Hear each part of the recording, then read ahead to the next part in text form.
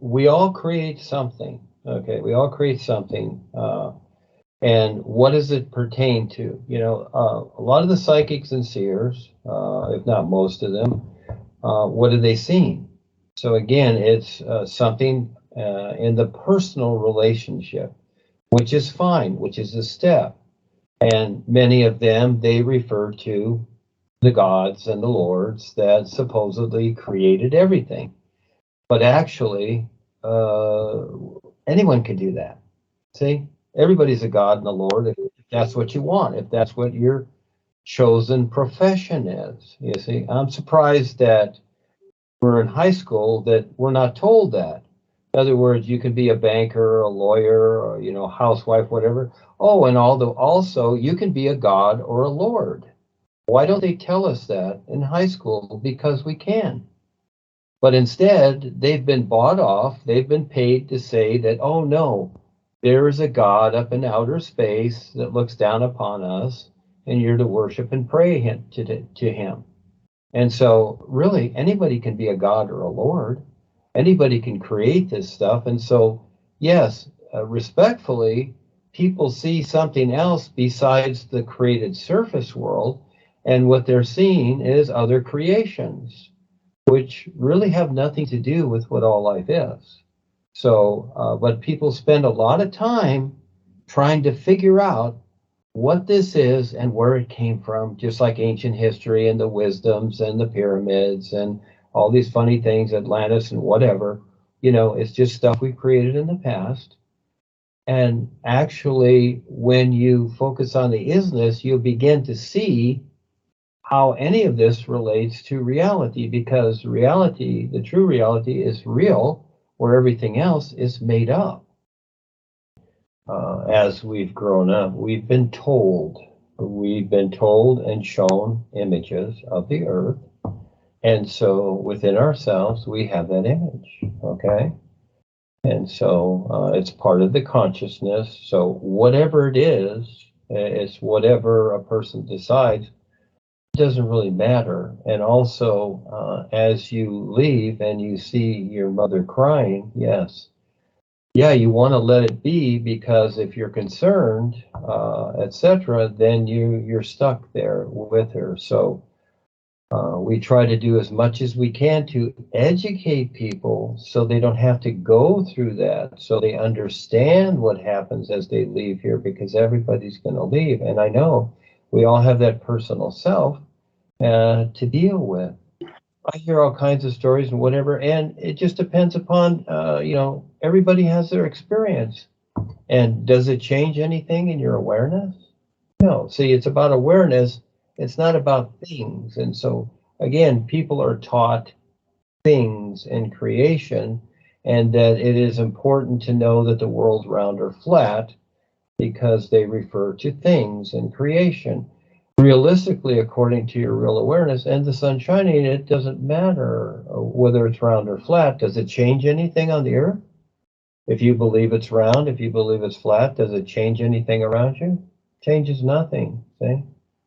But what can change is, you know, you deciding to not be restricted by the ideas that we create about things, etc. Things are fine. And you were referring to happiness and all that's fine. It's just that people have been taught, again, indoctrinated to chase happiness. And it doesn't last very long. And so any of these things are fine. Happiness, joy, fun, all these things, they're all fine. But it's a lot better when you have the awareness to see all life. And then at the same time, if you still have a body or whatever, yeah, you do those things. But that's not the intent, because it's not sustainable. But you can have a true happiness, even more so than that, with what all life is. So again, we try to drag these ideas along, and remember they're in the 5 bodies. And what reality is so much better. But again, we have the struggle with the personal self. It is a struggle, yes. And your real awareness already is, you see it, but it's recognizing it. That's the difference, you know, recognizing it.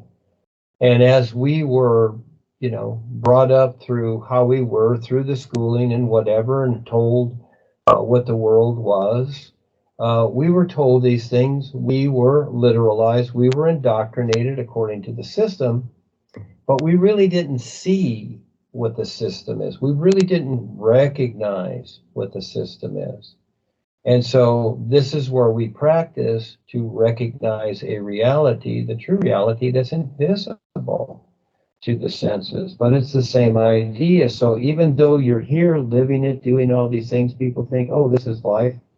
But they're not really recognizing, are they, what they're going through moment by moment.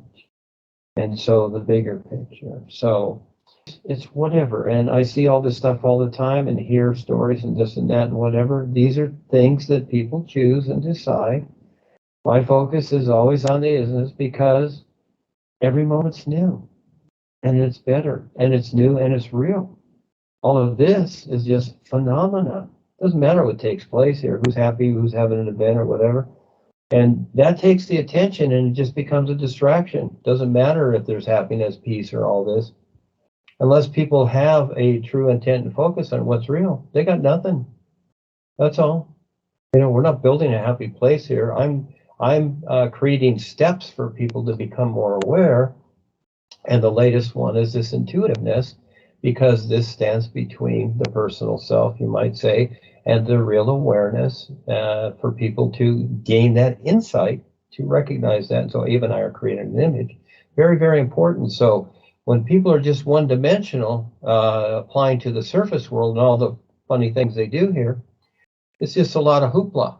Again, like history and tradition and ceremonies and, celebrations and all that, fine.